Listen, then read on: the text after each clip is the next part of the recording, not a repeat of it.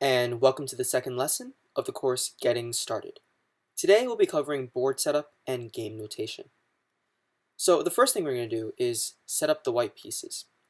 So in the starting position there are 8 pawns. We're going to start with white and then we're going to work our way to black. So there are 8 pawns in the starting position and they occupy these squares.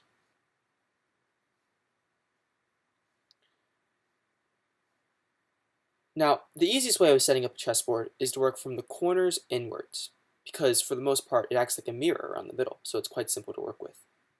So on the edge of the board are the rooks, and next to them are the knights. They are then followed by the bishops, and finally we have the king and queen. But how do you know where to put them? Well, the easiest answer is the queen goes on her own color.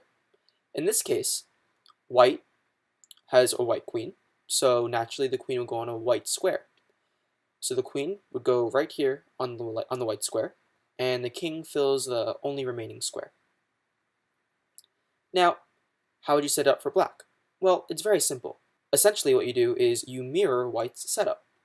So the pawns go here, all 8 of them.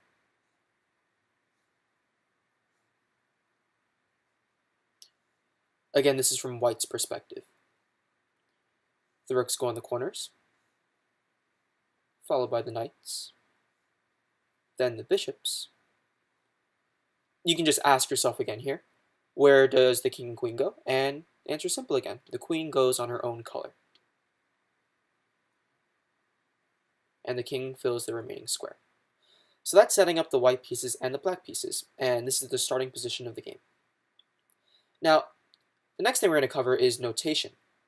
Now, if you had noticed, on the bottom here, we have the letters A through H, and on this side, we have the numbers 1 through 8. Now, the letters at the bottom denote something called files. Files are the vertical columns on the chessboard. So this would be the A file, this would be the B file, the C file, and so on and so forth.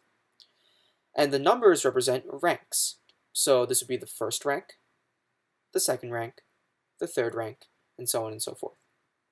So the way you denote a square in notation is you first name the file, and then follow it with the rank. So this square where this rook is on is simply A1. This square where this pawn is on is very simply C2. So the squares are very easy. If you're familiar with a basic graph, it's like a Cartesian coordinate system.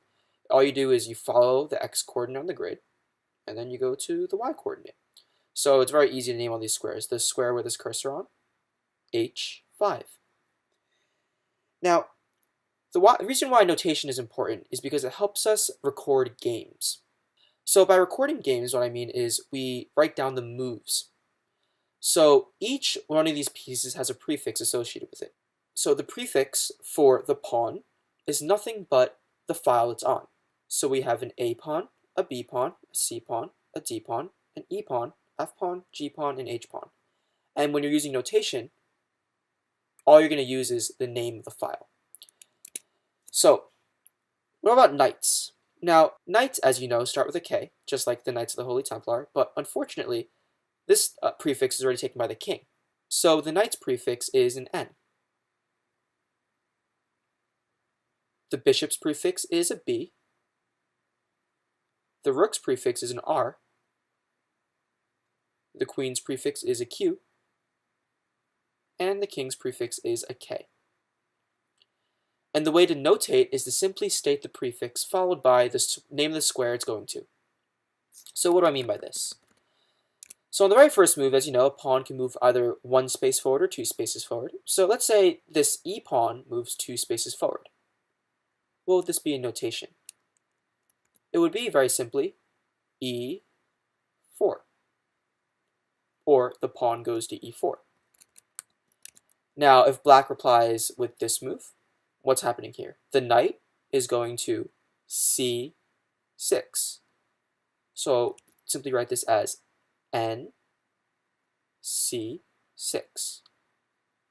And you can go on and on with this. So if I wanted to reply, I can go knight to c3 or knight to c3. You could reply e5 or pawn to e5, which would be written simply by e5. Let's just throw in one more piece to end it. This bishop could go to c4 or, very simply, bc4. Now there's one more topic I want to cover for basic notation, and that is capturing. So let's play a few moves here. If we obtain, say, this position, there's all legal moves, and black decides to take this pawn, because, as you know, pawns take diagonally. This would be the pawn takes this pawn on d4. So what file is this pawn on? It's on the e file, and he's taking a piece on d4. So you don't have to denote exactly what piece it's taking. All you have to say is what square the piece is on. So this would be the e pawn takes d4. And how do we write this? We'd write this with e takes, which is x, d4. And then we want to recapture this pawn. As you know, knights move in an L shape, so this knight could recapture like this. Knight takes d4. And we can write that as knight, or n, takes d4. I hope this lesson regarding piece setup and notation was informative. Thank you for watching this video. Now go ahead and apply what you learned to the exercises.